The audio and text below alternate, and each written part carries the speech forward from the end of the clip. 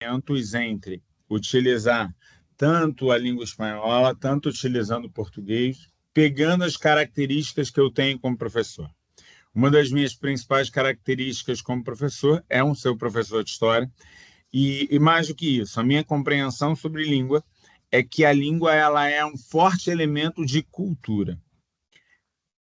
E sendo a língua um forte elemento de cultura, a gente precisa fortalecer de forma contínua o que representa e que simbologias a gente tem para cada uma das línguas. Então, o que eu fiz? Para toda essa primeira etapa do curso, a gente, primeiro, está ofertando informações que a gente não tem. De maneira geral, aquilo que a gente, por exemplo, não conhece sobre a cultura mexicana, que a gente não conhece sobre cultura espanhola, como se forma a língua, os traços da língua, por que uma língua se forma assim, a gente trabalha dentro de uma determinada perspectiva. Dentro de uma segunda perspectiva, não menos importante, a gente trabalha com a própria noção de que, bom dia, Késia, a gente trabalha, bom dia, a gente trabalha com uma noção muito forte sobre como eu identifico cultura e pela identificação de cultura eu consigo elaborar, pensar, discutir, eu consigo trazer os elementos que a gente normalmente trabalha, mas indicando de uma maneira muito corriqueira, de uma maneira muito estruturada, como se aventurar a falar, se aventurar a pensar, se aventurar a criar novos vocabulários, se junta com a ideia de conhecer um pouco mais sobre aquelas culturas. Então, na aula de hoje eu vou concentrar o meu olhar sobre a cultura do México. E qual é a grande questão sobre a cultura do México que que eu quero trabalhar e que eu quero apontar para vocês? É a lógica e a estrutura. Um minutinho, lembrando, a aula hoje segue o link. Quem segue para todo mundo poder ver. Eu mandei os materiais, suporte que eu tinha falado os primeiros, vou continuar mandando materiais. Estão chegando para vocês. Deixa eu ver se os arquivos estão aqui bonitinhos. Baixei agora. Oi? Eu baixei agora os arquivos que estão no chat. Isso, porque eu tinha feito em duas etapas. Uma parte tinha me dito que eu não conseguia ver fora, e uma parte me disse que só conseguia ver no chat. Eu falei, vou mandar um lá e um cá, e a gente assim vai chegando junto para poder colocar. Porque aí quem entra depois para rever vídeo, para ver essas coisas, consegue pegar lá pelo chat. Então, hoje o meu olhar vai ser sobre o México. E lembrando um pouquinho para as nossas tradições, para que a gente possa lembrar um pouco mais.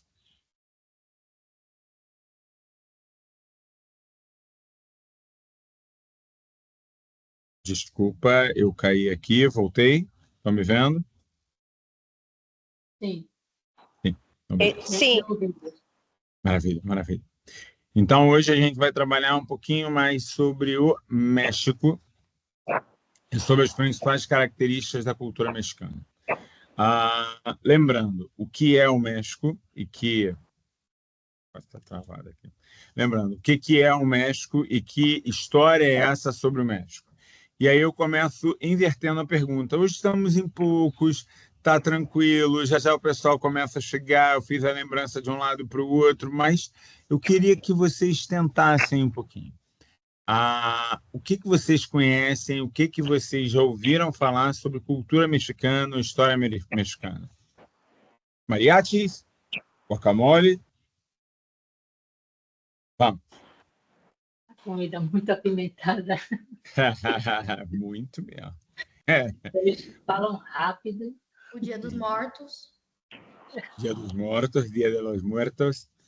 Aí, vocês já viram Coco, A Vida é uma Festa? Sim. Sim, Cara, eu já. Coco, eu tinha pedido... não, Coco é maravilhoso. Tem uma cena do Coco que é aquela cena inicial, onde ele vai falando o que representa para a família.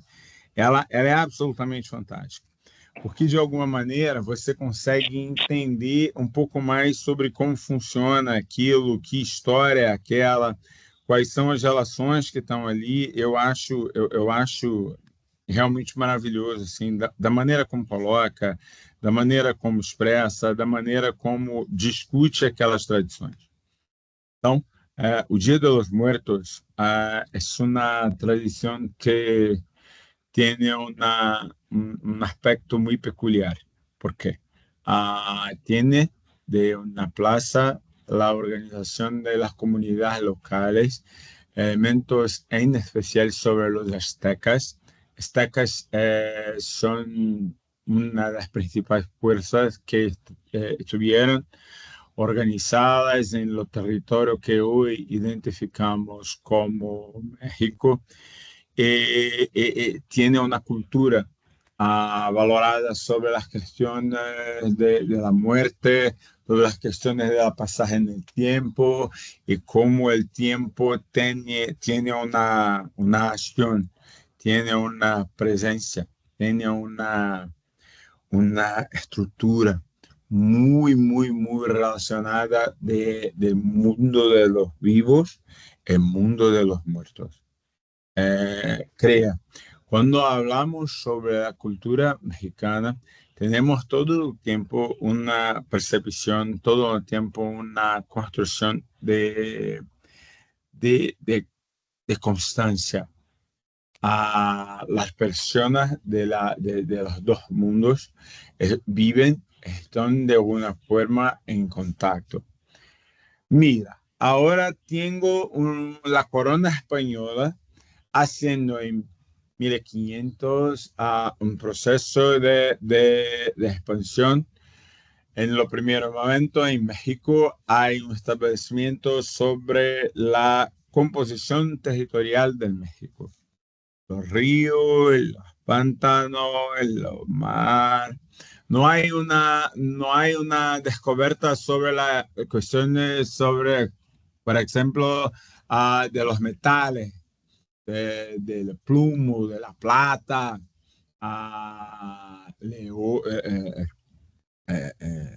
las producciones, ouro, diamante, prata, chumbo, níquel, tudo isso são metais que você identifica nas Américas que vão enriquecer a coroa espanhola. Pero la corona no tiene una mirada para las plazas que pueden recibir parte de la población, tiene mirada para trocas, cambios establecidos entre las diferentes plazas y tenemos la producción de algunos materiales que tiene gran importancia. Cuando hablamos de Brasil, hablamos siempre de la cana de azúcar, pero no es su único producto que tiene una fuerza, tiene una transformación, tiene un cambio de las bases culturales de Europa. Crea, cuando hablamos de la batata no es normal que tenemos batatas, y la forma de la batata inglesa, no es de la Inglaterra. Tiene una relación muy directa con los pueblos de las Américas. Tenemos una composición de algodón, una gran producción en todo el norte de la América, en todas las porciones del norte, en que la producción algodonera tiene una fuerza grandiosa. Estos puntos crían islas de poderes, de relaciones sociales, pero lo gran emprendimiento, la grande fuerza original está aportada en la presencia de la Iglesia católica, como tenemos en Brasil la presencia de la Iglesia, los jesuitas, tenemos en México la presencia de jesuitas, la presencia de gregorianos, la presencia de benedictinos, la presencia de franciscanos, y estos tienen comunidad en todo alrededor que conocemos hoy como México.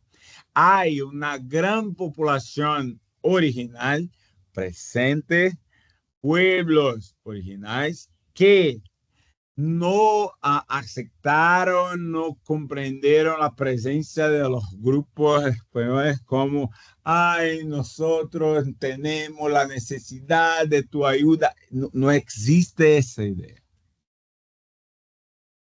Quando a gente passa a entender um pouco mais sobre essa forma de colonização no México, a gente, de alguma maneira, rompe um pouco do olhar para a nossa própria cultura brasileira. Os portugueses fazem, pela doação de terra, a sua grande tentativa, mas tem uma forte relação com a igreja. O México é o inverso.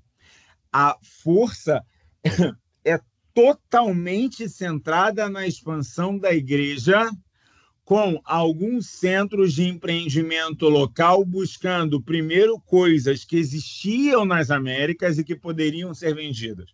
Então, se você, por exemplo, fala no Brasil trazer algo de fora, como a cana-de-açúcar, no México você fala em tentar descobrir o que você conseguia produzir e só depois, com a indústria algodoeira, você passa a ter uma transformação. Se a gente for lembrar, a indústria algodoeira vai ser fundamental a partir do século XVII, porque a gente, no século XVII, vai ter na Europa uma coisa chamada de Revolução Industrial, e a grande coisa da Revolução Industrial é a produção de tecidos. Eu não sei se muitas vezes fica claro para vocês o peso da transformação dos tecidos.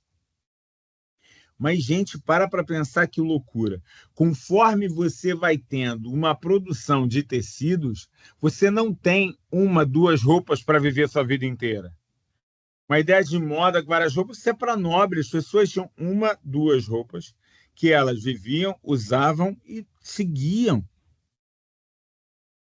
Essa grande transformação é que me dá base para eu poder entender que lógicas são essas, que relações são essas e que formas da gente conseguir compreender esse corpo político, compreender essa maneira de vivenciar esse outro olhar, essa outra estrutura, esse outro papo que a gente tá querendo levar hoje.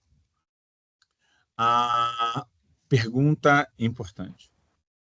Quem conhecer um pouquinho de história do México? Quem já ouviu qualquer coisa de história do México consegue me lembrar?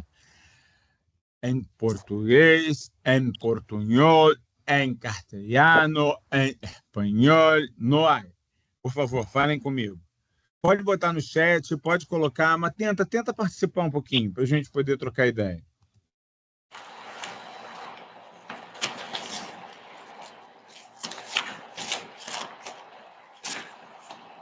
Escreve no chat lá, vai, vamos.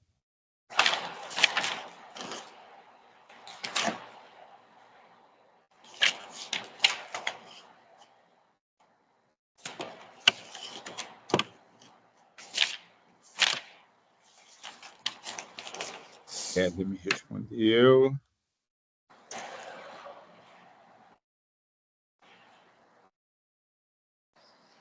Lucha libre. Tenía una obra de animación que es fantástica sobre esto. Um desenho que passava no SBT de manhã. Muito bom. Não sei se vocês conhecem isso. Espera aí. Deixa eu mostrar para vocês uma coisa aqui.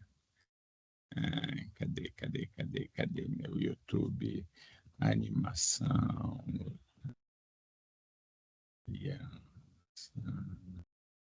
E a abuela. Tem uma historinha, uma animação que eu acho fora de série.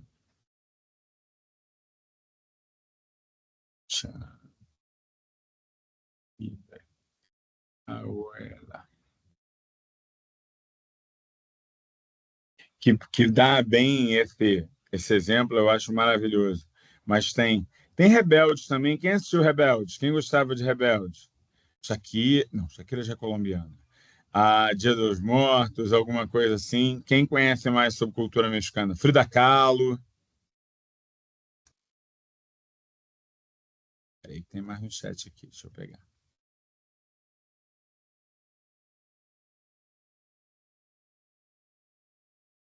No recuerdo del momento. Entendi. Aí na busca. Bom, uma mirada. Hoje eu tinha que assistir escondido. Entendi. Mas foi um dos maiores sucessos mundiais onde você teve ali uma presença muito boa. El Chavo de Ocho. Conhecem? Sim. Zorro. Não conhecem Zorro? É mexicano também?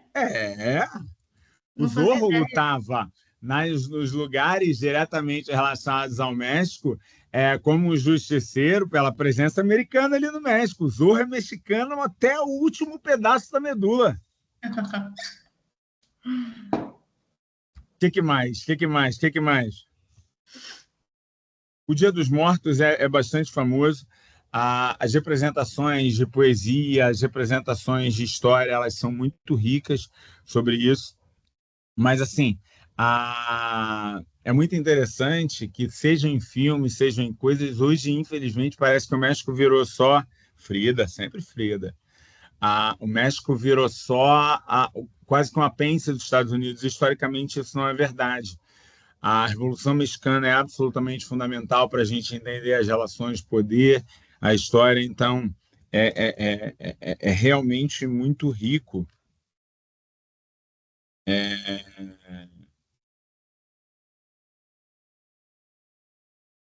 Estou pegando material aqui que eu quero que vocês assistam para a gente poder pegar um pouquinho sobre isso, que eu acho que é legal vocês terem um pouquinho de cultura mexicana. Eu vou depois liberar um material para vocês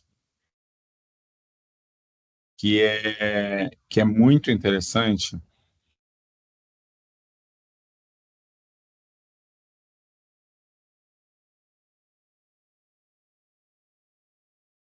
Esse é bem rapidinho e bem simples. É 1 minuto só, mas que ajuda a entender. Deixa eu botar para vocês. Estava querendo um aqui que desse guacamole, tacos. Vamos lá. Deixa eu botar para vocês só um trechinho, uma apresentação do Ministério da Cultura mesmo, sobre México. Eu acho que é legal. Paper just get Grammarly. Bullicioso. Tá chegando com som? Se você pudesse Quer dizer, imaginar a melhor forma de trabalhar, como Sim. seria? sim. A Então, beleza. Monday.com pode tornar Desculpem esse a desejo Monday. realidade. Sim. Agora vamos. Un país vibrante y geográficamente diverso, México es un paraíso en cuanto a su riqueza natural, desde volcanes nevados hasta manglares, desiertos, bosques tropicales y playas de ensueño rodeadas de pintorescos pueblos. México es una mezcla única de culturas y paisajes, con ciudades coloniales de ensueño, iglesias históricas, plazas monumentales que contrastan con sus ciudades modernas de avenidas y rascacielos. México es un país que inspira y evoca los sueños más diversos y vividos de sus visitantes. Exploremos juntos y descubramos algunos de los datos más interesantes y extraordinarios de México. Número 1. México. Datos geográficos. México está ubicado en la parte meridional de América del Norte. Comparte la segunda frontera más larga del mundo con los Estados Unidos al norte, mientras al sureste comparte fronteras con Belice y Guatemala, al este con el Golfo de México y el Mar Caribe, y al oeste con el Océano Pacífico. México posee más de 4.000 elementos insulares en su territorio. Sus dos islas más grandes son la isla Tiburón y la isla Ángel de la Guarda, ubicadas ambas en el Golfo de California. México tiene una extensión de más de 1.964.000 kilómetros cuadrados, siendo así el tercer país más extenso de América Latina. Además posee una población de más de 130 millones de habitantes, por lo que se considera como el tercer país más poblado del continente americano.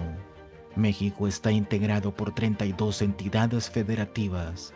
La Ciudad de México, su capital, se encuentra ubicada en el centro del país. Otras ciudades importantes son la ciudad de Monterrey, ubicada en el noreste de México, así como también la ciudad de Guadalajara, ubicada en el occidente del país. Número 2. México, un país megadiverso. México posee más de 11.000 kilómetros de costa. Su franja costera, en su gran mayoría, está limitada por grandes cadenas montañosas. La Sierra Madre Occidental y la Sierra Madre Oriental corren paralelas a ambas costas. Ambas se encuentran separadas por lo que se conoce como la Mesa del Centro, dividida por sierras transversales en dos partes principales. La sección norte, dominada por los principales desiertos de México, como el de Sonora y Chihuahua, el desierto más extenso de Norteamérica. En la sección sur de la Mesa Central se encuentra el Bajío, considerado como una de las zonas agrícolas más ricas del país. La meseta central está limitada al sur por el conocido como eje neovolcánico, una cadena de volcanes que se extienden transversalmente de oeste a este en el territorio mexicano, uniendo la Sierra Madre Occidental y Oriental. El eje neovolcánico marca la división geológica entre Norteamérica y Centroamérica. Además es donde se encuentran los picos más elevados de México, el Pico de Orizaba, además del Popocatépetl, el volcán Sierra Negra y el Iztaccíhuatl, entre otros.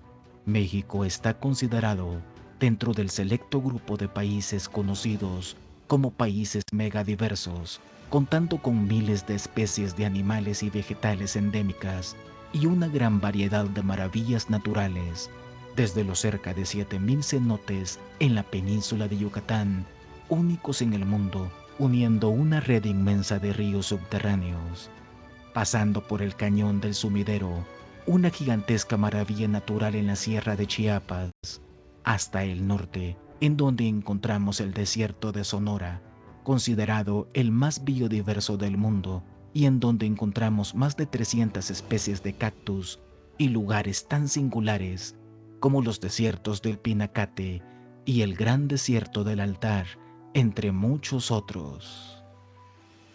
Número 3. La Ciudad de México. Localizada en el Valle de México, en la región centro-sur del país, la Ciudad de México es la capital y corazón político, social, histórico y económico de México.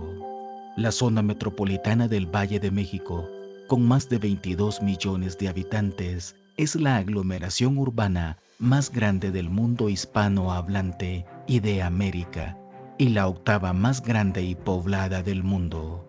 Fundada por los mexicas a inicios del siglo XIV, capital virreinal de la Nueva España y del Imperio Mexicano, hoy la Ciudad de México es una ciudad global y considerada como un importante centro cultural a nivel mundial.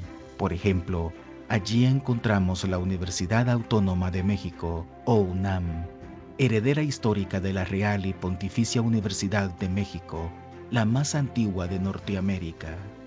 El campus de la UNAM es Patrimonio de la Humanidad por la UNESCO. La Ciudad de México fue fundada en 1325 sobre una isla del lago de Texcoco.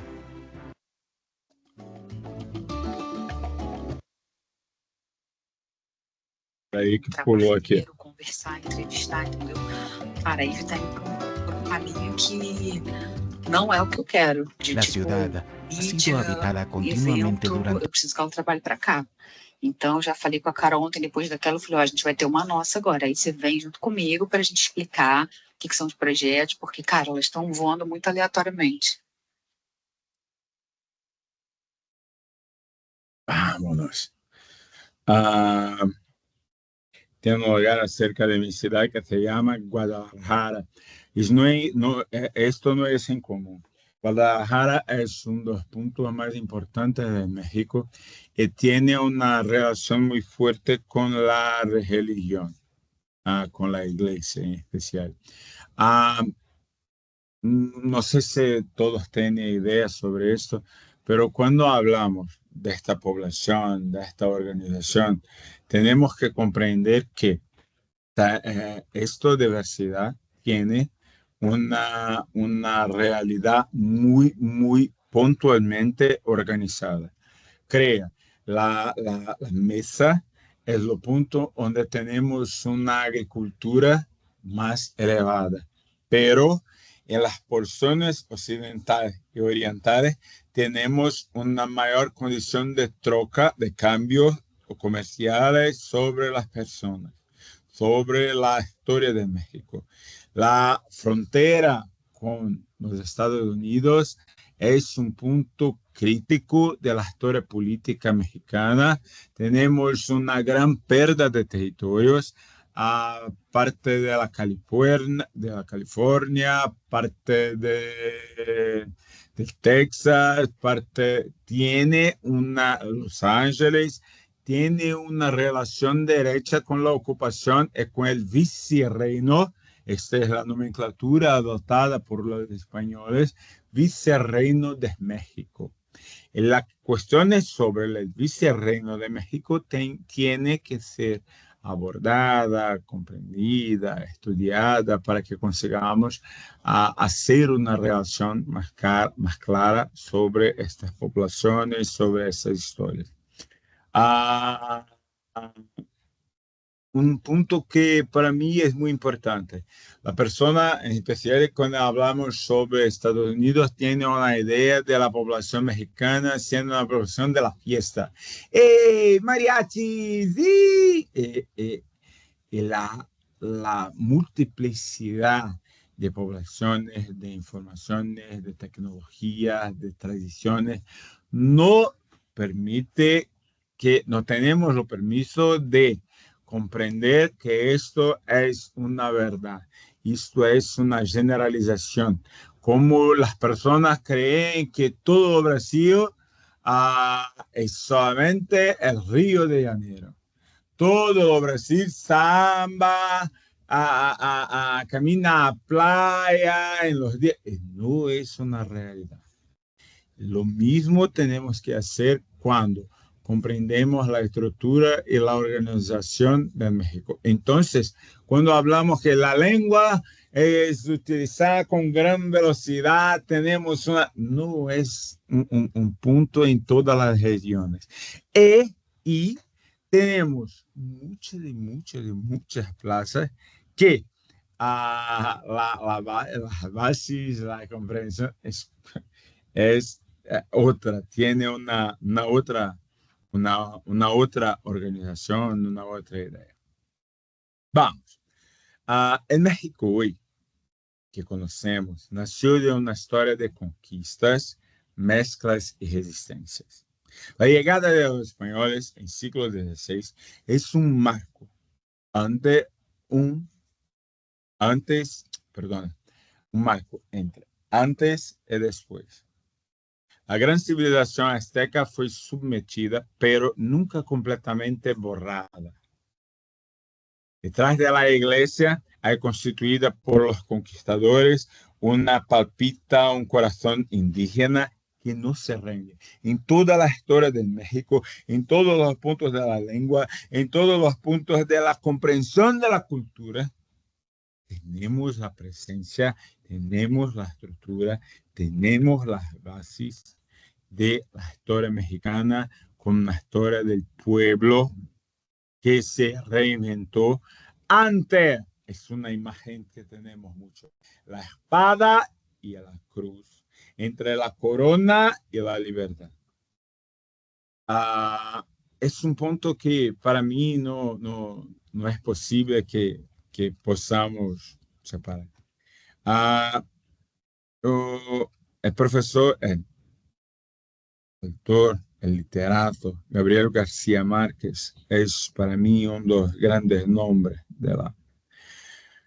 Alguém pode ler esse trecho que eu coloquei no chat?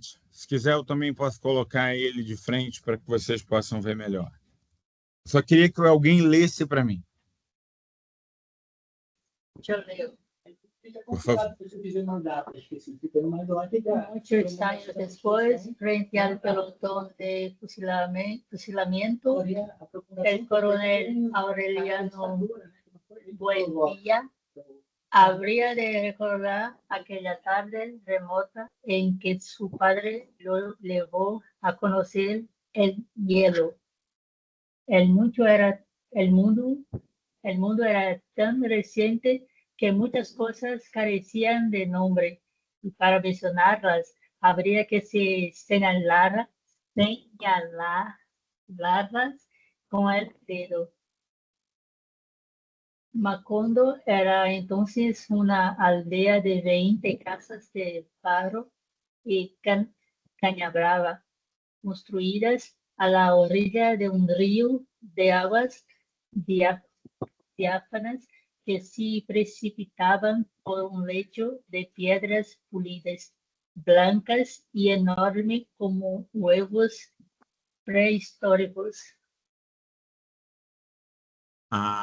100 son partes del libro 100 años de soledad de Gabriel García Márquez, de soledad, perdona, 100 años de soledad.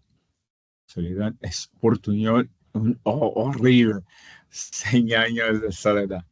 Gabriel García Márquez requería las condiciones de comprensión que la Iglesia tiene una población que tiene su inicio en una área muy pequeña y que tiene un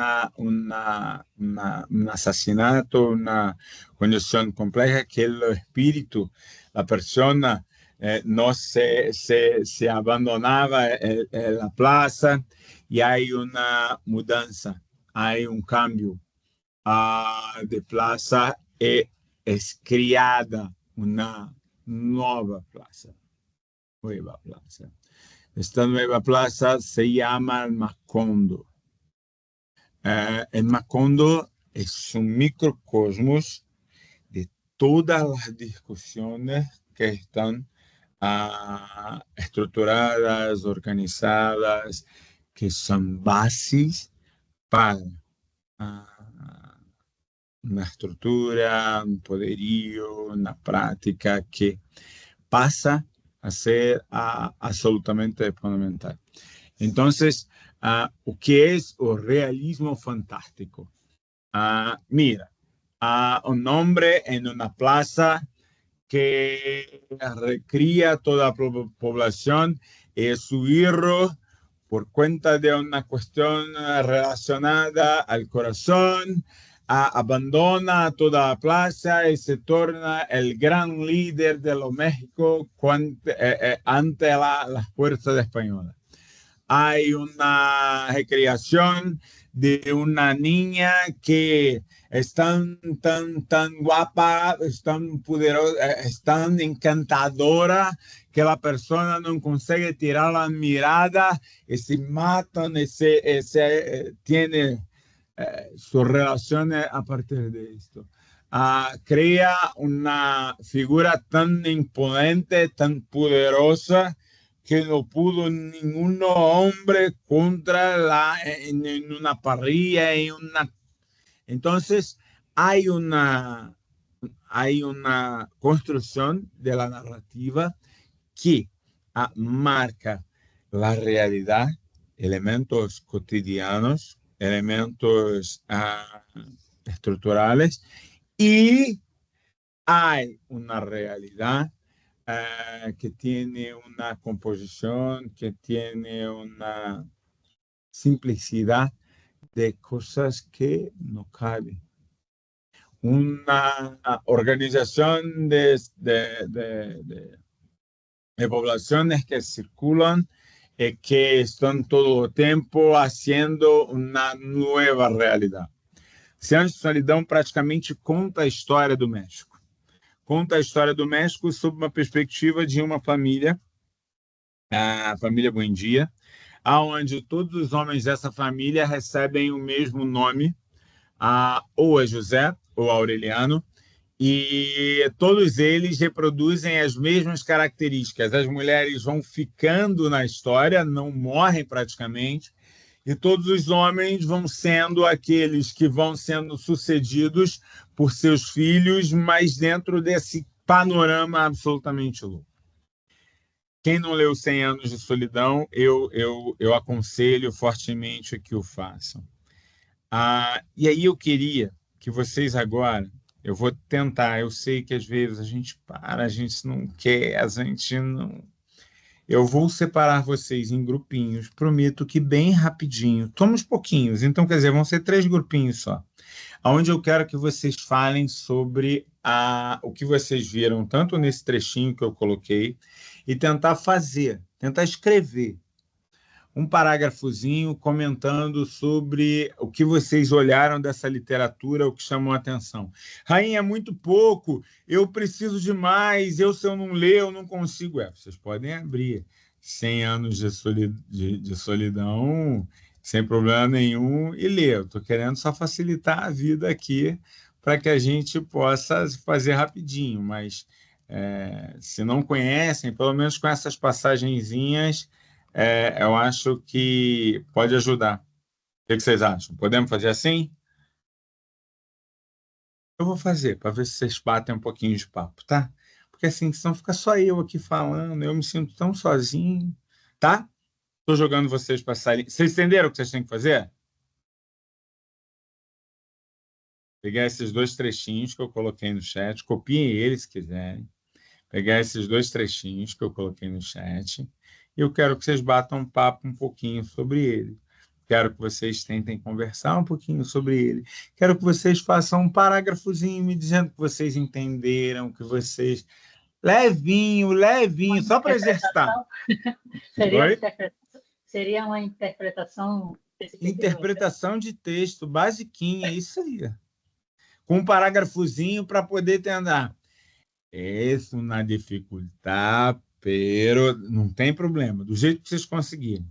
Vamos fazer? Estou mandando vocês para a salinha. Vamos ver se entre vocês se abrem. Estou criando as salinhas, vão ser 3 salinhas só.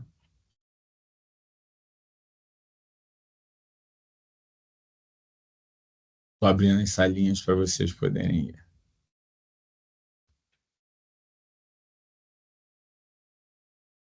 Tchau, tchau.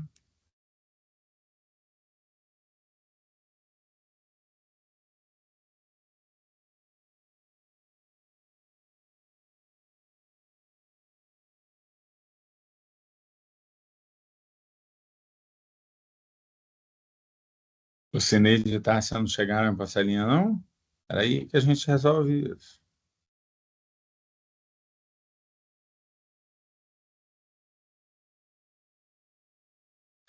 Estou te chamando lá na salinha, Tássia. Aceita aí, vai para lá.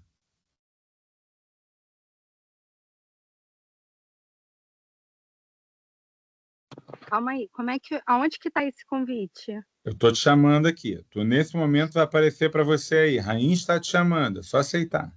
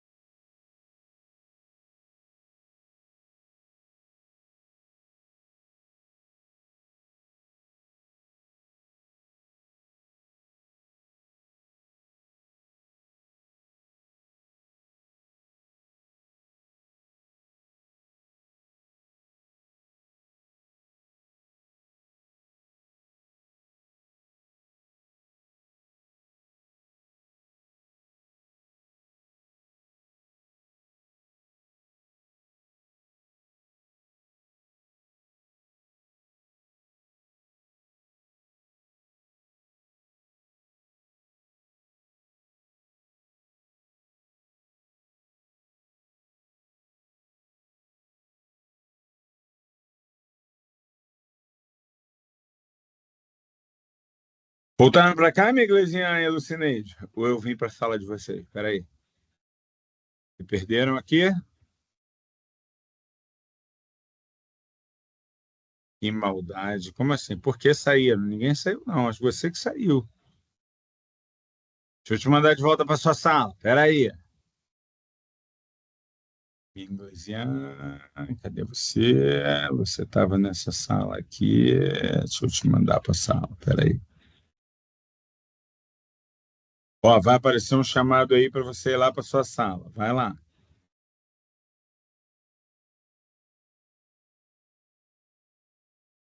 Você já está na sua sala.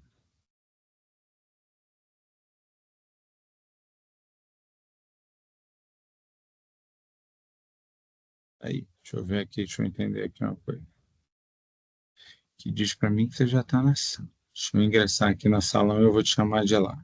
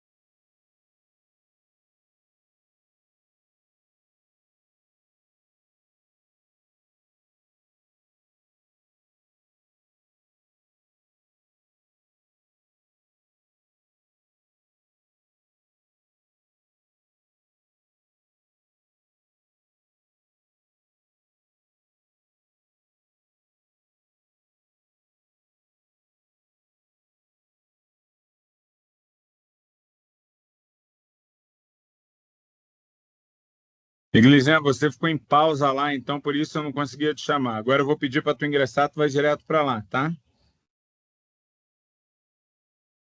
Lucineide, você estava em que sala?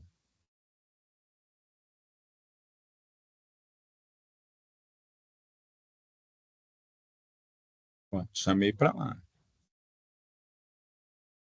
Isso.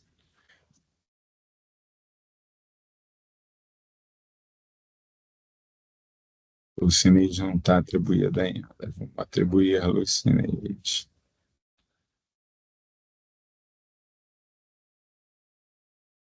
Ah, porque como você entrou pelo. Você não entrou como participante, aí eu não consigo.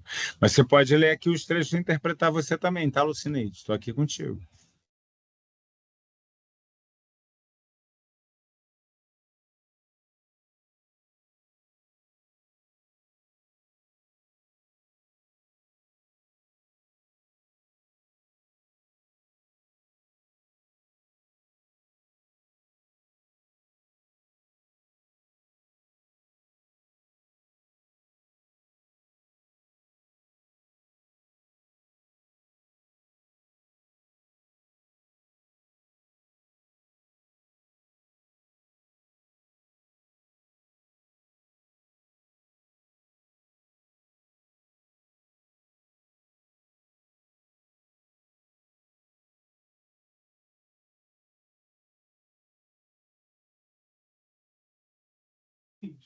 Sim, é muito sério. Ah, posso. Depois deu muito engraçado. Eu vou deixar quietinho. Vamos lá. Você tem uma coisa que você acredita na vida. É desenvolver pessoas.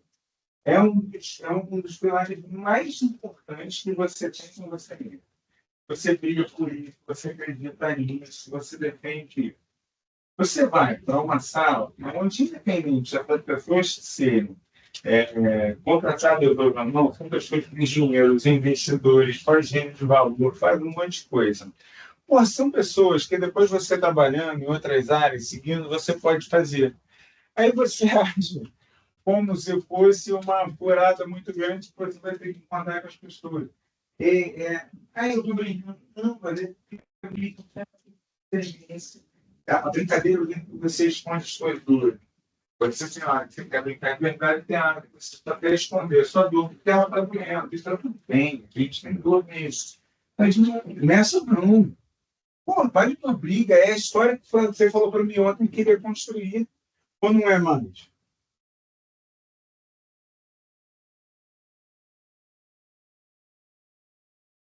Eu tenho clareza, trabalho a habilidade da paixão. E tenho noção que as pessoas não têm essa clareza. Mas eu não posso fazer tudo. Desistir de ser cada qual por um certo tempo. Ainda sinto dor de vez em quando, mas eu desisti de ser cada qual do mundo. Eu desisti de ser cada qual do mundo, eu só quero te pedir uma coisa. Lembre que eu tenho noção onde está cada uma das coisas. Então me pergunte, tá? Não entenda que você não pode me perguntar. Me vê como menino, se for necessário para isso. Mas por que você está bem com menino? E eu não sou um menino que gosta de ficar dando ordem. Eu talvez seja faladora. A minha pior característica, assim, no sentido que às vezes eu posso tomar um pouco a voz e não é de propósito. Mas me tome, neste momento, me destitua de gênero, nem para o bem nem para o mal, e tome como um chat GPT sobre as informações distanciadas. Eu virei uma maquininha para você, me pergunte.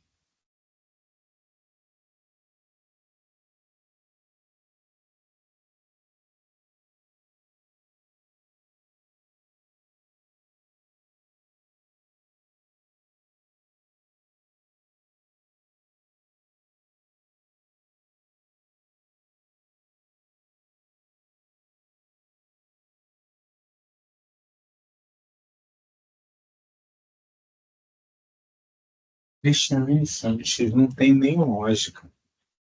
Não tem nem lógica a sua fala. Porque como é que você vai esperar um programa da DIRECT relacionado a todo um processo institucional, onde eles acompanham, onde eles vão botar o programa e largar lá? Agora você dane o que você está falando. Se todos os programas de trainee trabalham com isso, se você vai precisar de investidores no futuro, não de sêniores para você monitorar, para as pessoas pagarem para você monitorar as pessoas que precisam atender que situação ser coisa boa.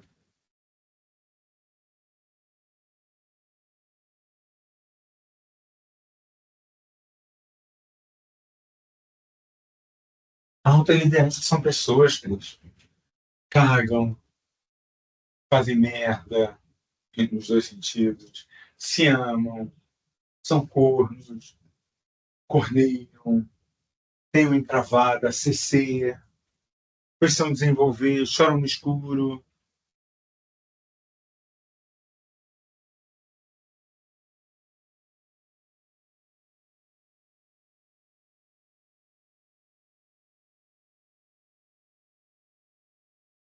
Olá, Maria Nath. Você entrou depois, então não foi. Eu estou fazendo um trabalho de grupinho, chamando o pessoal para participar aqui junto com a gente. Vou trazer eles de volta, tá?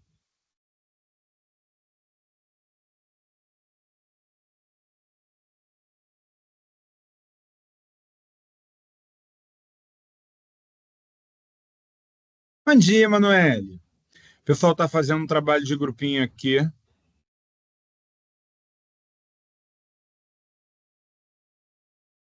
Estou trazendo todo mundo de volta.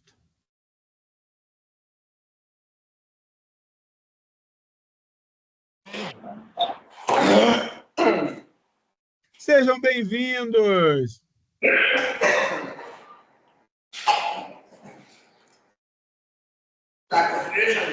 Não. Se a senhora quer desligar, pode desligar.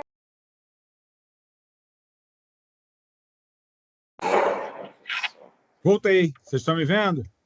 Todo mundo chegou aqui de volta? Tinha mais gente nas Sim. salas. Perdemos alguém no caminho aí, ó. Uai. Ih, quem a gente perdeu aí, ó? Perdemos alguém aqui no caminho. Peraí. Ah, tá chegando a última sala agora. Então, beleza.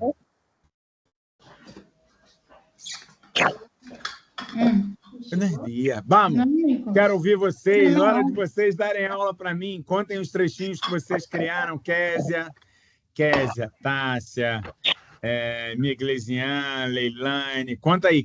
Pode ler o trechinho, pode contar.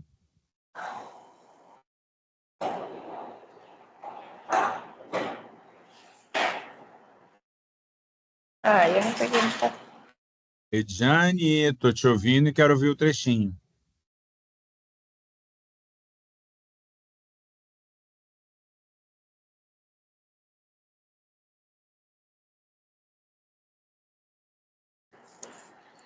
Eu não peguei muita coisa. Então, eu leio, mas eu não consigo quase interpretar o texto.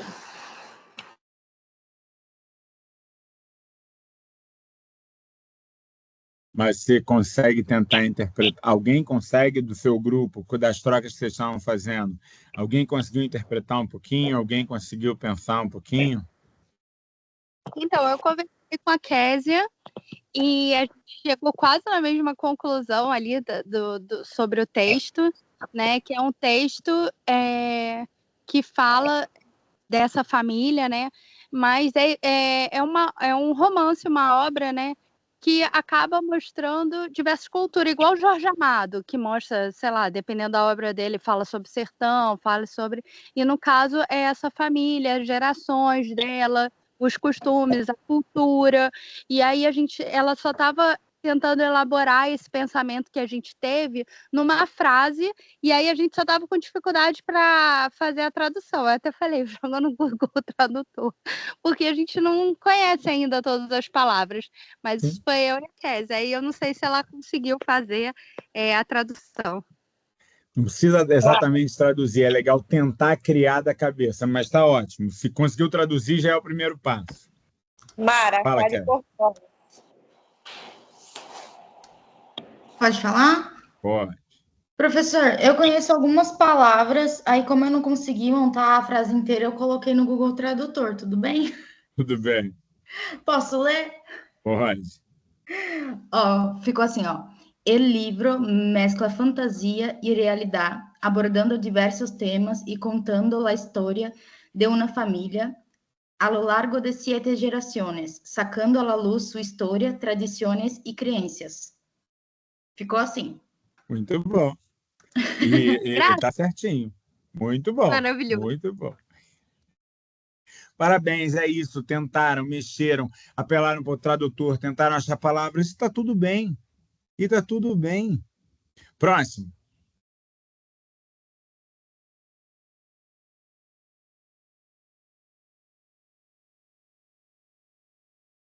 Cadê o outro grupo? Vamos embora. Carlos, como é que foi lá teu grupo? Conseguiram fazer alguma coisa? Conseguiram montar uma frasezinha?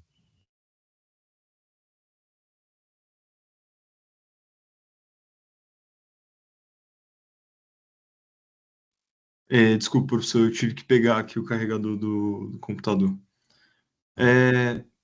Bom, eu tentei montar uma aqui, saiu mais ou menos, mas nós decidimos trabalhar com a primeira frase, né? Você mandou.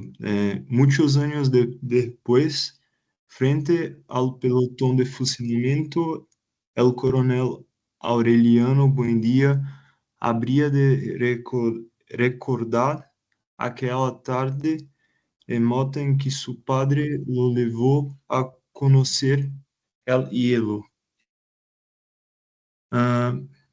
Bueno, esse trecho, essa frase,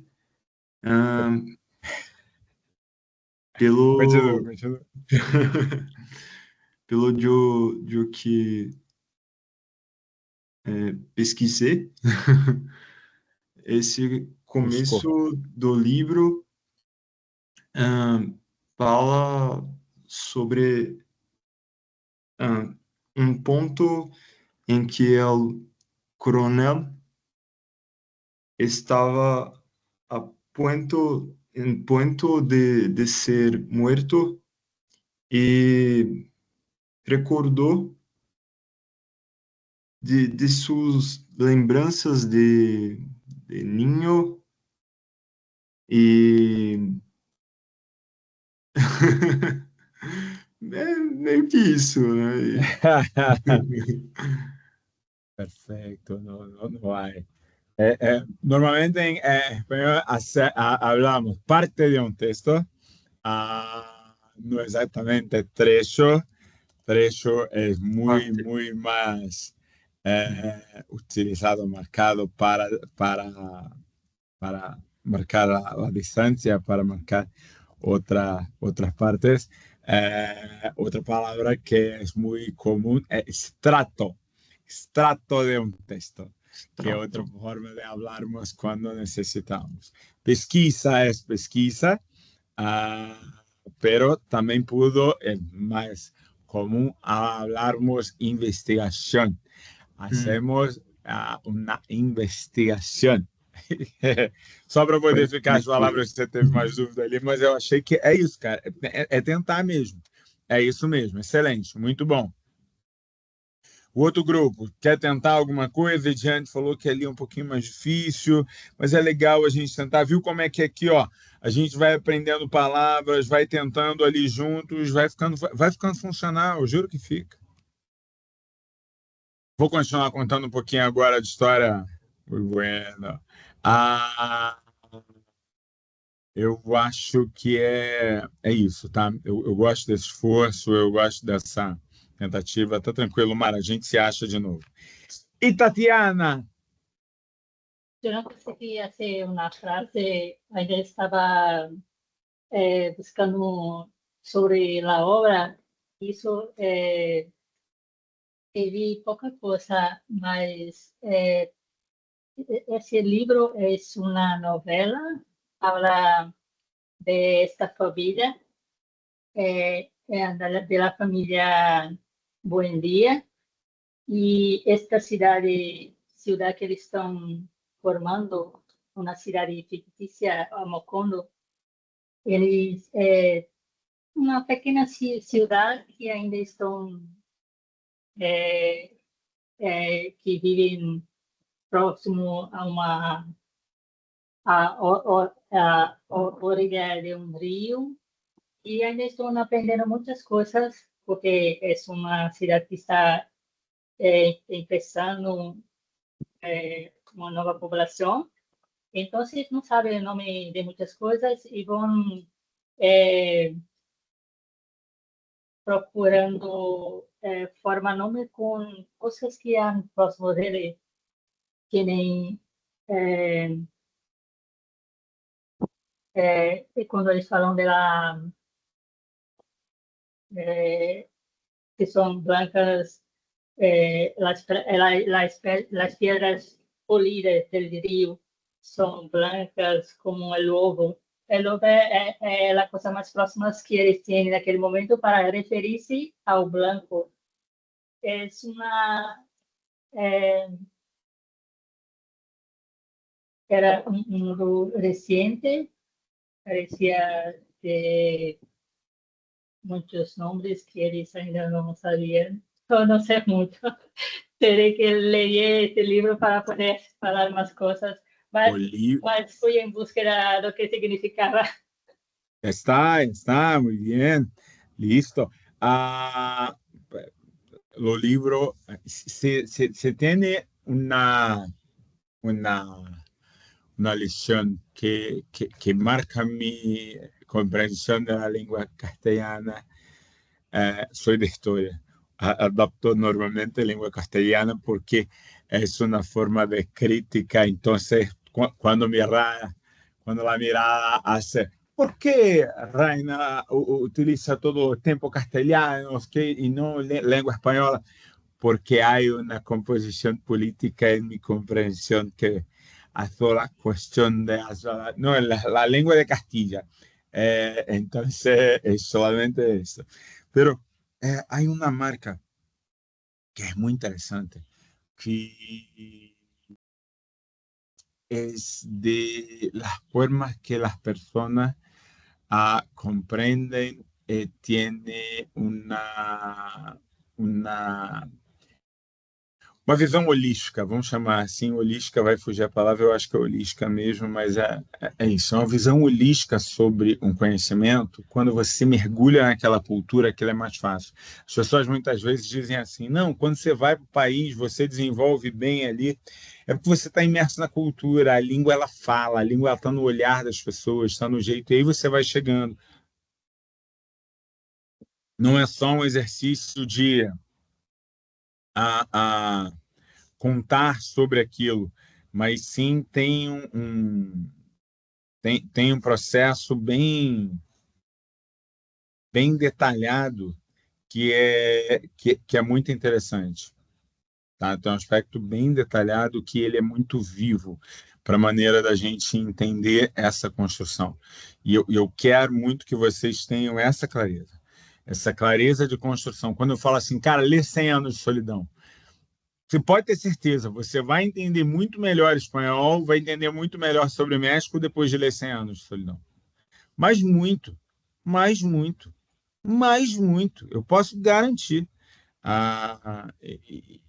São esses elementos que eu preciso que vocês percebam como eles são parte fundamental, como eles detalham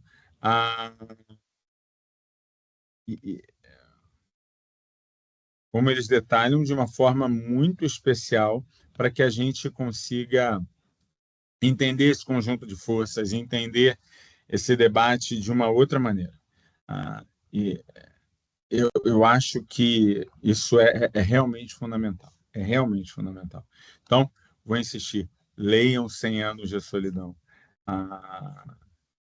Leiam 100 anos de solidão. Vamos lá.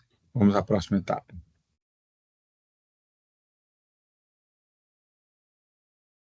Deixa eu virar aqui o meu programa para eu poder abrir certinho para vocês. Então, assim, vamos lá.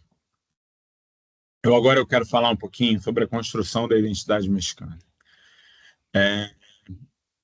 De alguma maneira, necessito que compreendam o que é ser mexicano.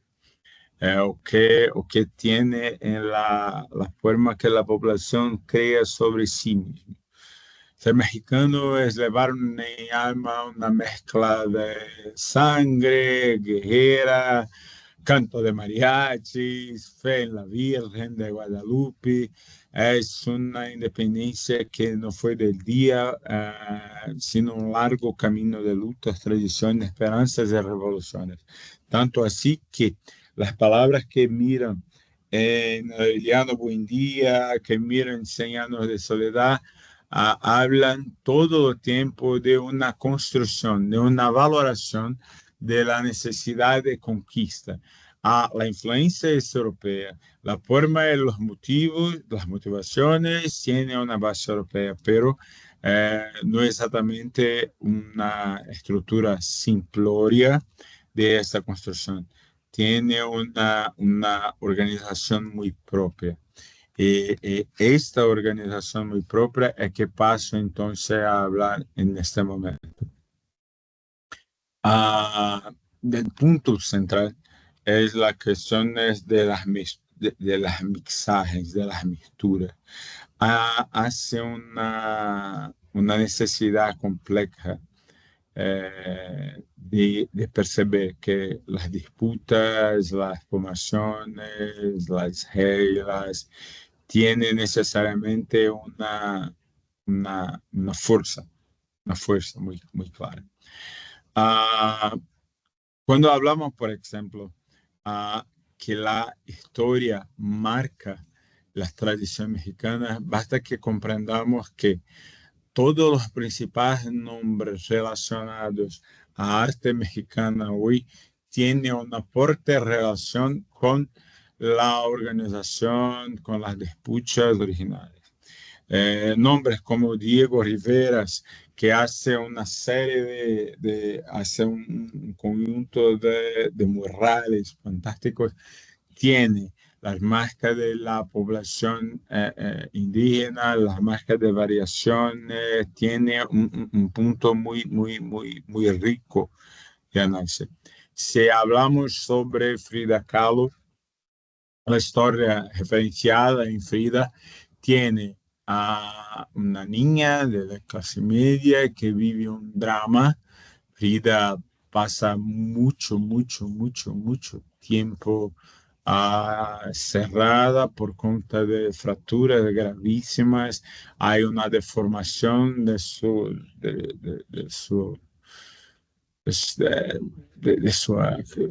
cuerpo, de su fase, y hay una modificación importante de la comprensión de la vida y del mundo. Frida marca que la presencia de ella es lo centro, es lo punto central de la subreproducción.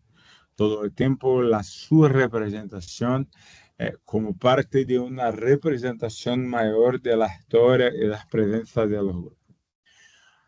En México, el proceso de independencia de México hace los años de 1810 hasta 1821. El proceso de independencia tiene como punto central las crisis vividas por la España, tal cual como en nuestra nación tenemos una invasión de Napoleón Bonaparte y una fragilización de todo el control que estaba establecido en América. Este control abre una posibilidad de las poblaciones hacer su transformación, pero este es el punto marcante de la historia de México.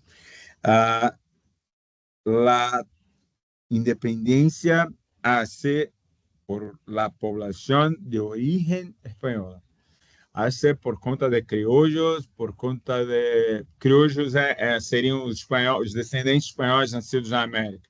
A nossa palavra que é utilizada, por exemplo, também, que é muito comum, que é crioulo, ela, na verdade, servia para diferenciar no mercado de escravos alguém que era nascido na África, africano, para aquele que era nascido no Brasil, que era chamado de crioulo. Depois isso vai ganhar uma conotação negativa por conta dos aspectos de história, mas na tradição espanhola, criollo é alguém nascido nas Américas e a maneira como está. Então, tem uma tensão entre a população de pertencimento, de conhecimento, de tradição espanhola, que querem, tal qual como em Brasil, organizar una nueva España. Pude mirar en toda la América, tiene varias nuevas cidades. Com a ideia de que a antiga cidade foi trazida para cá. Então, quando falamos del camino que foi sembrado, de sueños y tradiciones, de héroes como Hidalgo, Morelos, leyendas como Zapata y Villa. Creia, Zapata y Villa versus Hidalgo y Morelos. Hidalgo y Morelos tienen toda la fuerza de México para México. Acá está el nuevo mundo, la nueva transformación, la nueva orden social. Zapata y Villa, no. México es la población original. México tiene sus tradiciones en los pueblos del México. Tenemos que volver a dar el sentido al pueblo de México. Entonces tenemos una construcción de las marcas de poder y las formas de significar y resignificar el poder. Crea, mira esto. La aparición de la Santa, la Virgen de Guadalupe. ¿Tiene idea de la mirada de la Virgen? ¿Saben cómo es la Virgen de Guadalupe? No. Oye. Sim, conheço. ¿Sí? Sim. No. Por acá, no es un problema. Virgen de Guadalupe. Una imagen, solamente una imagen. Quero só uma imagenzinha para vocês terem uma ideia do que eu estou falando. Professora, a Virgem de Guadalupe lá é como se fosse a Nossa Senhora de Aparecida aqui? Sim. Assim como Nossa Senhora de Medjugorje, assim como Nossa Senhora de Fátima. Não sei se você reparou. Teoricamente, são várias Nossas Senhoras, mas não são várias Nossas Senhoras. É a mesma Nossa Senhora. Para quem não vem de tradição católica, Nossa Senhora é referência a Maria, mãe de Jesus, e ela tem uma característica diferente de aparições de outras figuras que normalmente são reconhecidas como santificadas, porque ela tem várias formas. Jesus também aparece dessa forma, mas ela tem várias formas. Nossa Senhora do Sagrado Coração, Nossa Senhora, todas essas não são novas Marias, é a mesma Maria. Mas há, dentro das tradições, e aí a sua referência a Nossa Senhora, aqui no Brasil, de Aparecida e Nossa Senhora de Guadalupe, é igual. Vem para as populações mestiças, vem das estruturas locais, vem da ideia de que você mostra a Virgem dialogando diretamente com características locais. Você, de alguma maneira, é como se você desse a ela contornos que faz com que ela pareça mais local. Tem uma imagem dela aqui que é legal para vocês darem uma olhada. Deixa eu mostrar. Se você pega a imagem dela, você vai ver. Todas elas vão aparecer como uma aparição da Santa para populações locais, só que ela não tem as formas típicas de Nossa Senhora. Ela tem pequenas variações que faz com que os traços dela se aproximem com os traços da população indígena local. Isso acontece no Brasil. Se você pega a Nossa Senhora da Aparecida, a cor de Nossa Senhora da Aparecida, a maneira, ela dialoga com as características locais, seja do tecido, seja das formas, seja do olhar, seja da cor. Isso é parte do fenômeno de cultura. E é desse fenômeno de cultura que eu estou falando. Repara, para a igreja sinalizar, a rainha está dizendo que apareceu de propósito, não estou entrando nesse mérito. Mas estou entrando no mérito que aquilo, de alguma maneira, gera proximidade. Gera ou não gera? Sim ou não? Sim. E é dessa proximidade que a gente consegue fazer essa construção, é dessa proximidade que a gente consegue entender muito dessas relações de força que a gente passa a compreender aqui.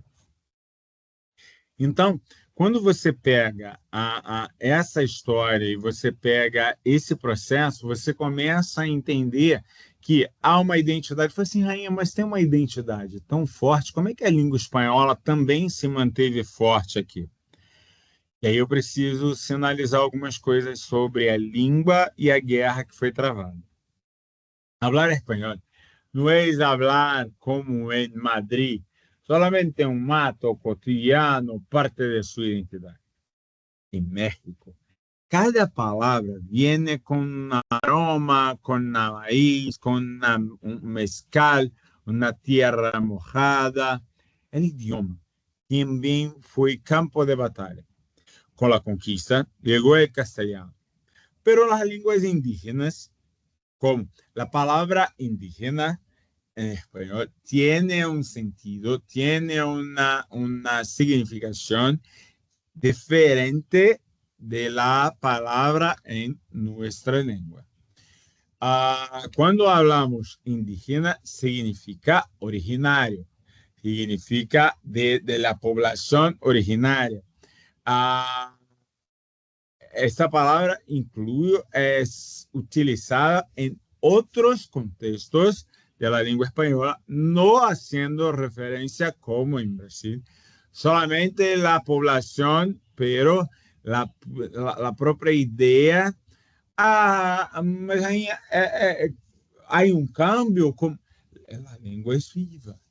Entonces, hace una relación que los puntos se encuentran y hoy, cuando utilizamos la palabra indígena, no necesariamente en español, estamos hablando sobre la población. Pero las lenguas indígenas como el nahuatl, el maya, el zapoteco, siguen vivas en los mercados, en las canciones, en los rezos. Mira qué interesante. Hay rezos, hay marcaciones, palabras que, tal cual como acá, pero con un reconocimiento más intenso de que los puntos, los marcos de las lenguas originales son parte fundamental del orgullo, de la comprensión, de valoración personal. México canta en español, pero adopta en sus composiciones muchas formas diferentes. El mestizaje no fue solo de sangre, no fue solo de palabras, de acentos y de silencios. Y este es un punto crucial para que podamos reflexionar sobre las fuerzas de nuestras fiestas. Mira, el Día de los Muertos, donde la vida y la muerte se dan la mano en un altar de flores, panos, calaveras, memoria. En los días de los muertos, todas las casas, o la mayor parte de las miradas de las casas, en especial en alguna ciudad, están completamente transformadas. Hay una comprensión que no es solamente un acto religioso, pero una comprensión de continuidad. En Brasil, cuando hoy buscamos rescatar elementos de la cultura de población africana, hablamos mucho de la palabra ancestralidad. Ancestralidad no es algo solamente para decir que vino antes, que había antes, pero ancestralidad es la comprensión de que hay dentro, ha inserido en cada parte de la población el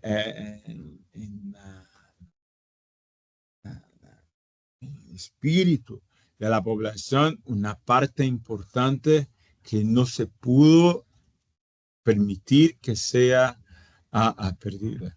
Este es el punto que ayuda a la comprensión de las cuestiones sobre el Día de los Muertos y todo lo más. Tiene una pequeña produção. Deixa eu botar só rapidinho. É um pequeno vídeo sobre o Dia dos Mortos que eu tinha separado e eu acho que é legal para que vocês consigam perceber exatamente do que a gente está falando.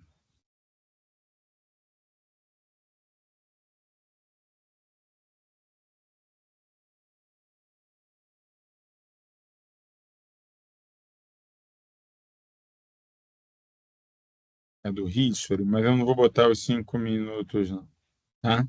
Mas é porque eu gosto que são imagens reais e eu acho que realmente vale a pena para a gente pegar, e fora que é outra forma. Espera aí, deixa eu mudar aqui para o espanhol.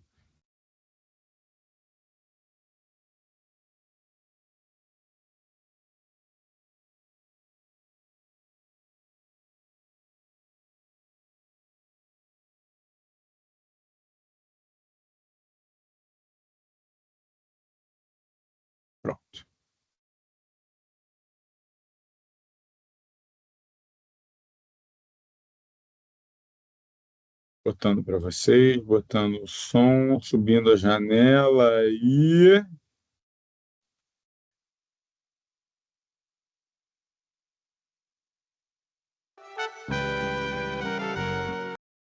Día de Muertos, historia y celebración en México. El 1 y 2 de noviembre se recuerda en todo México a los difuntos.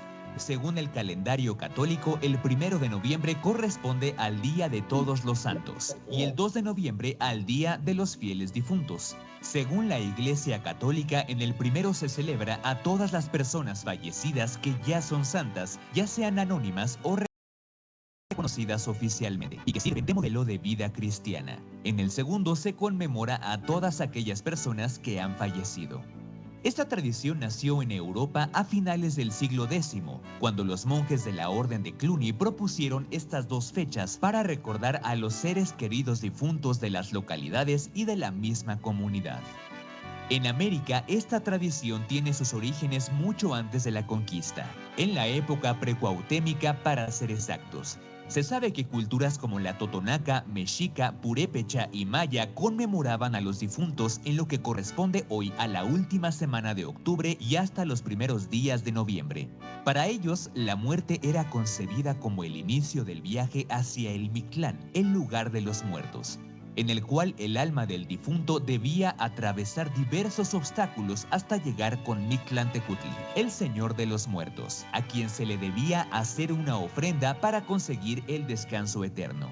Posteriormente, con la llegada de los españoles, estas tradiciones vivieron un sincretismo para la evangelización y para el objetivo último de la conquista. Esta mezcla cultural e histórica ha permitido que cada persona, familia, comunidad y estado tenga su propia identidad al momento de festejar el Día de Muertos. Actualmente, estos son algunos de los festejos más representativos y bellos de México. Pátzcuaro. En el lago podemos presenciar el tradicional desfile de canoas con redes mariposa iluminadas con veladoras mientras todos los asistentes cantan, rezan o contemplan. Durante el 1 y 2 de noviembre los habitantes de las comunidades acuden por la noche a los cementerios para decorar con flores y velas las tumbas. Ofrecen alimentos y bebidas y sobre todo platican, rezan y recuerdan a sus difuntos. Mixquic. El barrio mágico de Mixquic es un pequeño poblado en la Ciudad de México que conserva las tradiciones más icónicas de esta celebración. Inicia el 31 de octubre y se extiende hasta el 3 de noviembre. En el cementerio de Mixquic, uno de los más visitados en nuestro país, se realiza la tradicional alumbrada, que consiste en apagar todas las luces y que los cirios y velas del panteón sean la única luz que exista durante toda la noche, mientras decenas de familias visitan las tumbas de sus seres queridos llevándoles comida y flores. Pomuch. En este poblado de Campeche se vive una de las tradiciones mayas más impresionantes. Se trata de la limpia de huesos, un ritual mortuorio que se celebra unos días antes del Día de Muertos, donde algunos habitantes sacan los esqueletos de sus seres queridos para limpiarlos a detalle y dejarlos presentables para los días santos. Los huesos son colocados en una caja con manto blanco donde permanecerán todo el año. Toluca.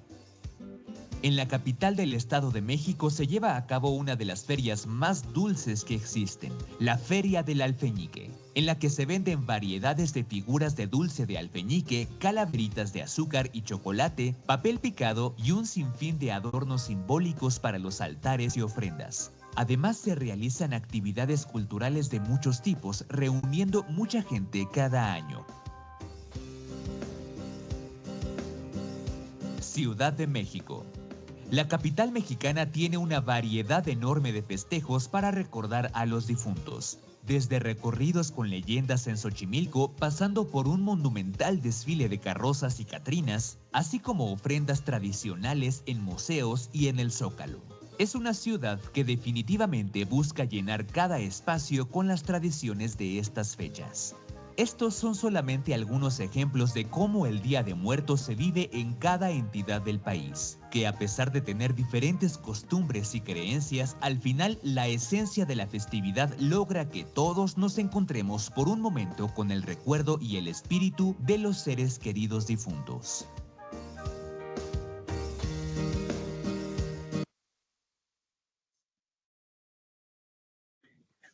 La mirada es un punto muy diferente de la comprensión solamente de algunas palabras. Me gusta la posibilidad de comprender por los docentes que están siendo cuidados para que participen en los días de los muertos. Para mí es una... Todos tienen la idea, había una comprensión de cómo era la festividad. Por favor, hablen conmigo.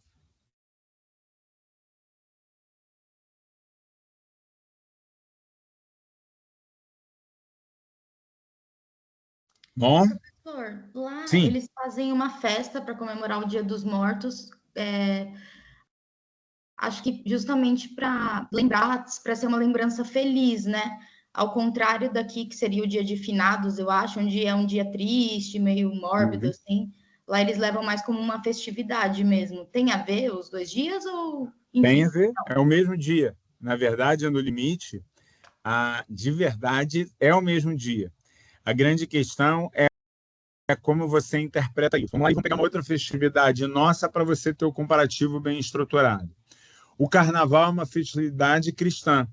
São os últimos dias antes de iniciar o período de 40 dias de consternação prévio até a Páscoa. A gente está no finalzinho da Quaresma. Na Quaresma, né? Exatamente. Nós temos isso como tradição. Então, aqui, como você ia impor a muitas populações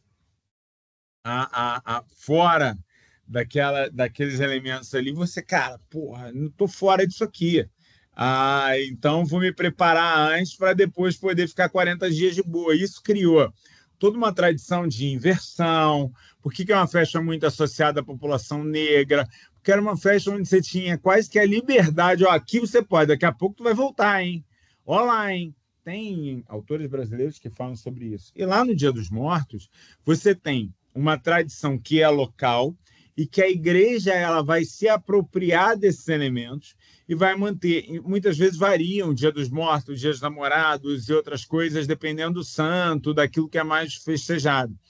Então, você pega a tradição e as tradições se sobrepõem. Então, é a mesma tradição aqui, é a mesma tradição lá. Só que a nossa tradição é que mortos devem ser lembrados com tristeza.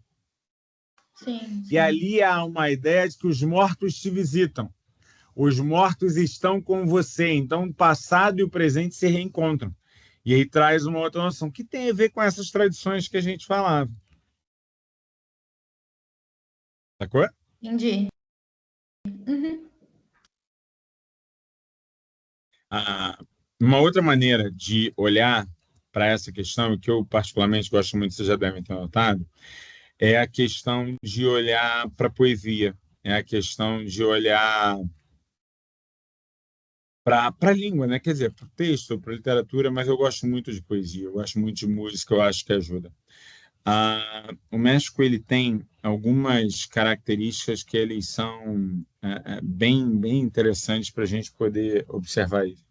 Se eu vou pegar, eu queria que a gente pudesse ver algumas poesias mexicanas, alguns nomes que às vezes a gente não conhece. Na arte, já falei de Frida Kahlo. Quem não conhece Frida Kahlo, quem não conhece o Rivera, que era marido dela, na qual tiveram uma relação para lá de conturbada, mas foi um nome importante. Quem não conhece as novelas e a história das novelas mexicanas, eu não estou falando daquelas que passam no SBT, eu estou falando dos romances, novela como romance. E aí é muito interessante para a gente olhar. E aí eu queria falar de Otávio Paz. Otávio Paz ele foi Prêmio Nobel de Literatura em 1990 e ele tem algumas poesias que eu acho absolutamente maravilhosas. Eu vou compartilhar uma aqui, que eu acho que é legal a gente ver as formas e a maneira como elas se colocam e a maneira... Essa aqui ele fala sobre a própria poesia e eu gosto bastante, tá? Vou pedir para alguém ler para mim, vou colocar no chat aqui. Não se preocupem em ter a métrica perfeita, eu quero só que pratiquem tentar falar um pouco. Quem se aventura? Está lá no chat para mim.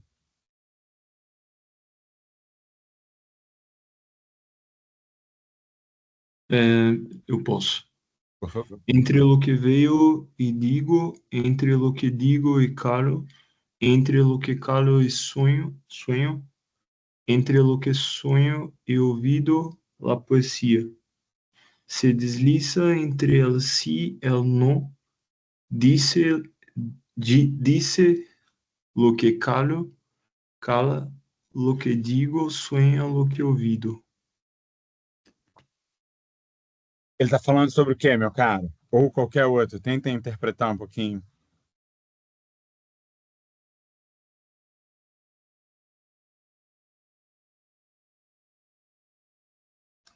Eu entendo que ele fala que meio que a realidade se mistura com o sonho, alguma coisa assim, ou não? Um pouquinho. Ele está falando sobre a poesia. Ele está falando sobre como, o que a poesia expressa. Entre lo que veo e digo, entre lo que digo e calo. Nota, existe um espaço entre o que digo e calo, entre lo que calo e sonho, eu penso, eu devaneio, eu levo, entre o que eu sonho e duvido, entre a poesia em que ela desliza entre sim e não. Você expressa, quantas coisas você tinha vontade de falar e não fala? Quantas formas você tinha de expressar e não expressa? Disse lo que calo, cala lo que digo, sonha. São as contradições da própria poesia e dessas relações humanas. Quem é que não vive essas poesias? Quem é que não vive essas relações? Eu acho isso mesmo. É um poema, Diane. É um poema. Professor, como é o nome do autor? Esse é o Otávio Paz. Legal. Beleza. Dele aqui. Tá? Octávio, né? Octávio Paz. Tem uma outra que eu gosto bastante, que é a Rosária Castellanos. Tem vou botar um trecho aqui dela e a gente lê também de novo. Agora eu quero outra pessoa lendo para mim. Cada maiúsculo é o início de um novo verso. Tá? Eu esqueci de separar, mas cada maiúsculo é o início de um novo verso. Vamos lá, quem lê para mim? Eu. Vai, Luiziana. Me diste el nombre que levo, me vestiste con ropas, me enseñaste costumbres y desveres. Me construiste uma alma e tu imagem e semelhança, pero não sou tu espelho. E tu vi acertar como se acerta um castigo. É o ser mulher. Mulher. Sim. E aí? Esse é bom de interpretar. Ele está falando com quem? Ela está falando com quem? Que passagem é essa? Que fala que os homens são feitos à imagem e semelhança de Deus, mas... Eu acho que tá falando assim, né, que ela foi criada, deram o nome para ela, deram a vestimenta, ensinaram os costumes. Isso que eu entendi. Isso. Mas ela é a imagem e semelhança de Deus? E ela fala que não. Exatamente. Pero no soy tu espejo. Isso. Reparem. Esse poema se chama Meditación en el Umbral. Como se la gran cuestión es sobre la idea de ser mujer en una sociedad que habla sobre una naturalización de ser mujer, pero la naturalización de ser mujer no es una comprensión muy clara y que esto marca a persona, marca É uma sociedade marcada por la violência, é uma sociedade marcada por uma... Só um minuto.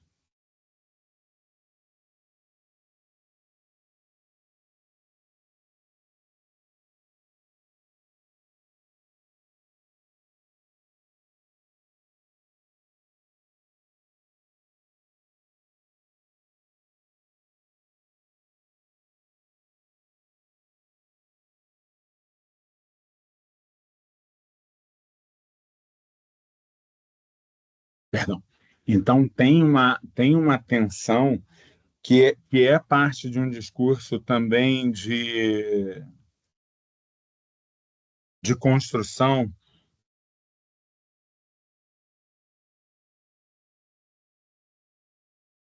A gente precisa entender. Mas assim, rainha, mas isso aqui não é uma conformação da mulher, não, pelo contrário. É uma ideia de você pegar aquele discurso do modus operandi e fazer a discussão daquele discurso do próprio modus operandi sobre a crítica sobre aquilo. Então, é interessante. É interessante. Mais um. Todo mundo pegou a imagem, eu fiz a explicação aqui, mas depois me deu uma dúvida se todo mundo pegou a ideia que eu estava querendo explicar. Foi ou não?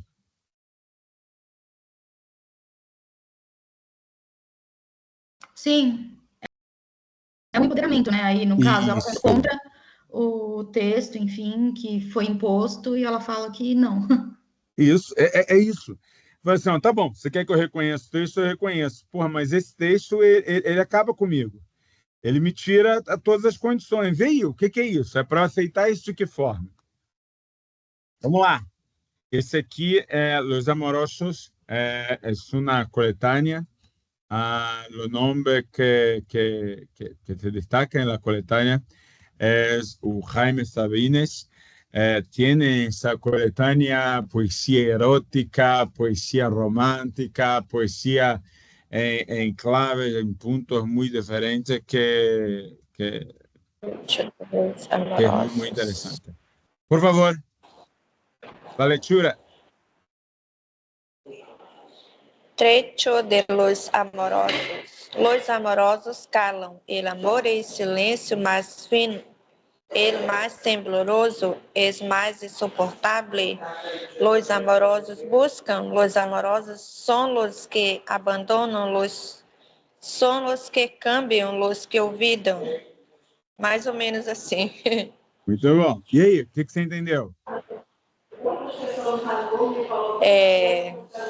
Eu não entendo muita coisa, mas eu consigo ler. Vamos ver. Que o texto diz que eles são amorosos, os amorosos se calam, os amorosos ficam em silêncio e temerosos também, mas insuportável. Amorosos, em português, seria algo como apaixonados, amantes, tá? Então, os amorosos caiam. Os amorosos, o amor é o silêncio, mais fino e mais tembloroso e mais insuportável. Os amorosos buscam. Repara, silêncio, mas anseiam, mas desejam, mas buscam. Os amorosos são os que abandonam. São os que cambiam. São os que esquecem. Quer dizer, aquele que ama também é aquele que abandona, aquele que muda, aquele que esquece. Para o sentimento do amor, a perspectiva de uma pessoa enamorada transmite alegria e dolor. Esto, Thaisa, muy bien, muy bien. Mira, ahora tenemos, llegando a nuestro punto final, pero yo necesito que la comprensión sea muy clara, muy importante. Cuando hablamos de conocer una lengua, una historia, una proposición, necesariamente entender sobre la comprensión cultural, la comprensión de formas de hablar de afecto, de cotidiano, de la vida. Es una forma só mais um para fechar. Es una forma de comprensión de las personas.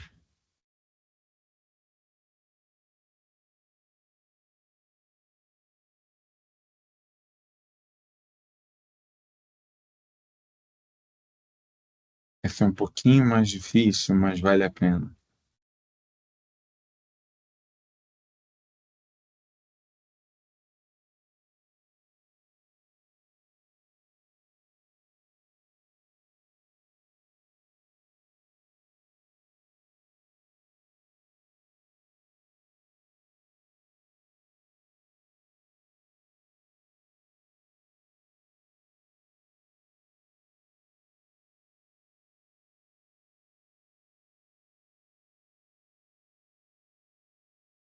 A Frida aqui, ela vai fazer uma provocação de trabalhar com uma linguagem que não é exatamente a linguagem que a gente mais trabalha.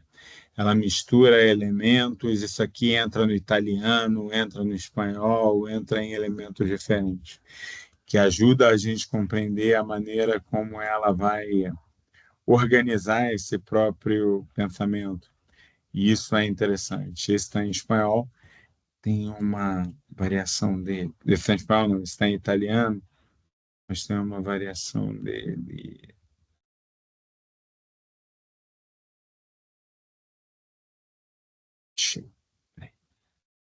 É porque está com a imagem aqui. Eu quero sem imagem, porque eu quero que vocês leiam o texto. Ti meriti um amore.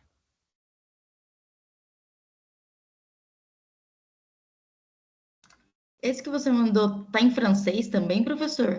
Ele é italiano, mas ele é de propósito uma mistura completa das linguagens para te enlouquecer enquanto você lê. Tá? É isso. Você Entendi. entendeu? Eu acho que entendo, mas acho que não entendo. Ao mesmo tempo, eu acho que não entendi. É de propósito. Tá? Mas tem uma variação dele que fica com a língua um pouco mais arrumada.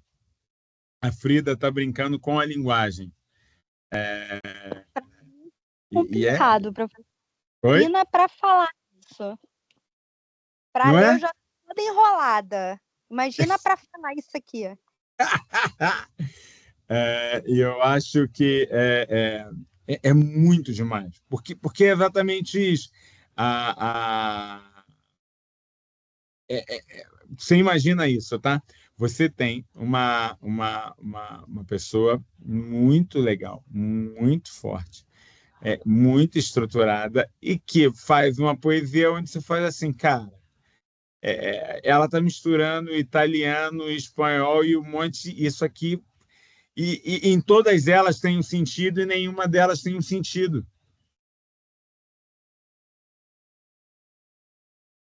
Tem uma outra dela que ela faz isso, mas com a língua indígena. Deixa eu pegar aqui.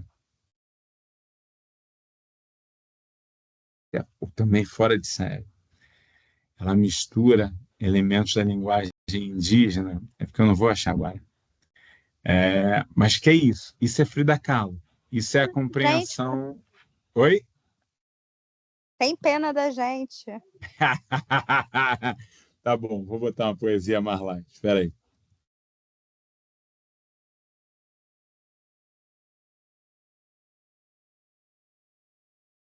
Deixa eu pegar umazinha aqui. Laura Vitória.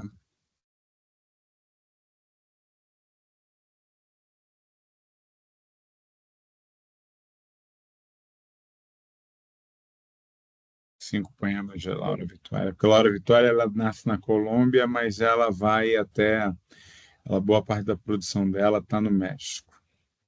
E aí é um pouquinho mais picante, mas é bem levezinha, tá? Então, só para não estranhar. Deixa eu botar aqui agora para a gente fechar com essa. Quem lê?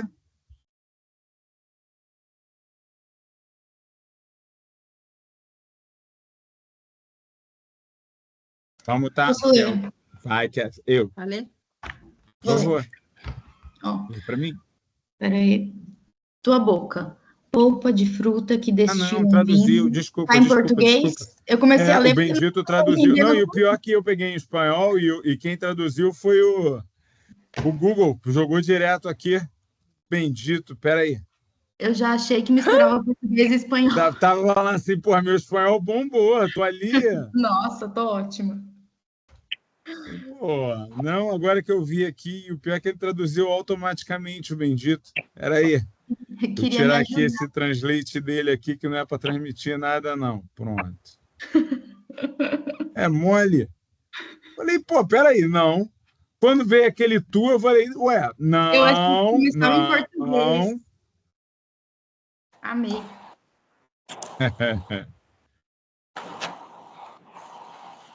Não, isso aqui tá muito forte, peraí. Achei uma outra que não ia traduzir, mas ela tá pesada demais. Não, então, vamos ter uma.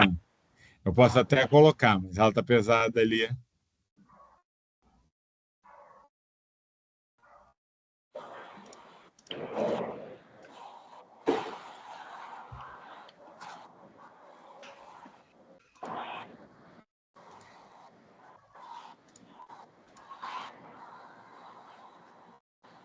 Essa tá um pouco mais.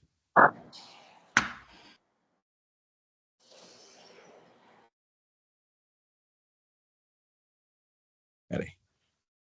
Tá indo lá.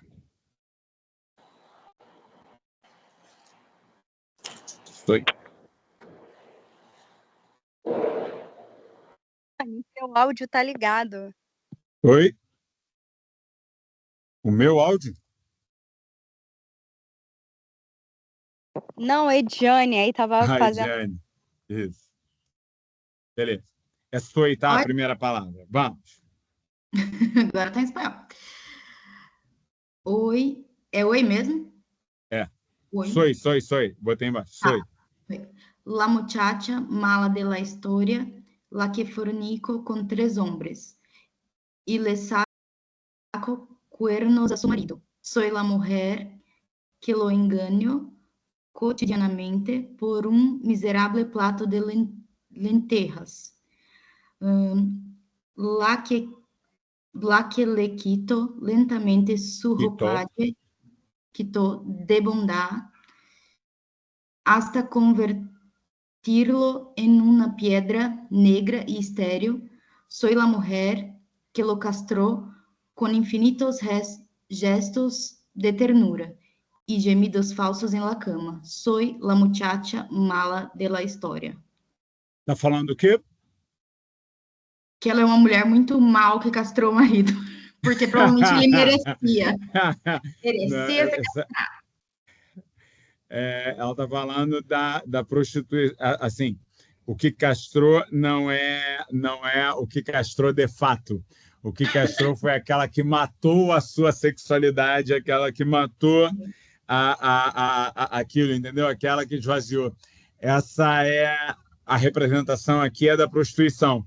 É uma maneira poética de representar a prostituição. É só para a gente ver como o uso das palavras pode ter sentidos diferentes e formas diferentes. Sou la muchacha mala da história. Então, quer dizer, é o olhar que o outro tem dela. Ó, você quer saber quem eu sou? Eu sou aquela que vocês dizem que é amar. É aquela que vocês dizem que é amar. Olha o que vocês falam de mim.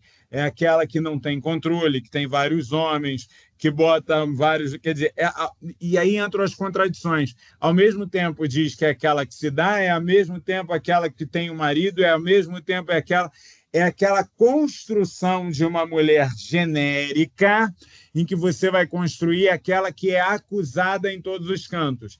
É aquela que as pessoas nem conhecem e já apontam, e já colocam, e já diminuem. É a mulher, muitas vezes, idealizada no discurso masculino como essa da negativa que é estruturada. É um discurso de gênero muito forte, batendo muito intenso. Mas quando você lê rápido, parece isso. Não, mas Não, também você tem. é a mulher desejada, entre aspas, mas aqui não serve para casar, né? E é este ideal terrível histórico que a gente Eu tem. quero essa, porém não, pero no mucho. E repara, é uma construção social.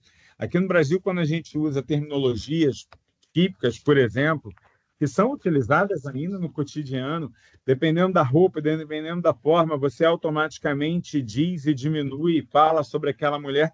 Cara, isso é um recurso, entendeu? É um recurso. E é um recurso violento, e é isso que a poesia mostra de um jeito muito interessante.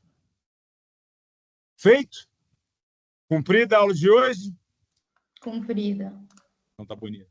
Semana que vem vamos à Argentina.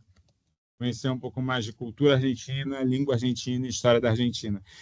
Vocês estão gostando desse caminho que eu estou propondo? Sei que às vezes não dá para chegar, não dá para vir, mas eu acho que é um caminho de fortalecer cultura e, ao mesmo tempo, a gente aprender sobre a língua. A minha primeira aula que eu assisto, já tinha só os vídeos mesmo, nunca... que o tempo para mim, hoje, como não tenho aula, né, deu para assistir. Beleza. Muito bom. Amei. Que bom, que bom. Então tá bonito. Meu povo querido, fiquem com Deus. E hasta la semana. Bye, bye. Obrigada, Gracias. professor. Para todos. Tchau. Até semana que vem.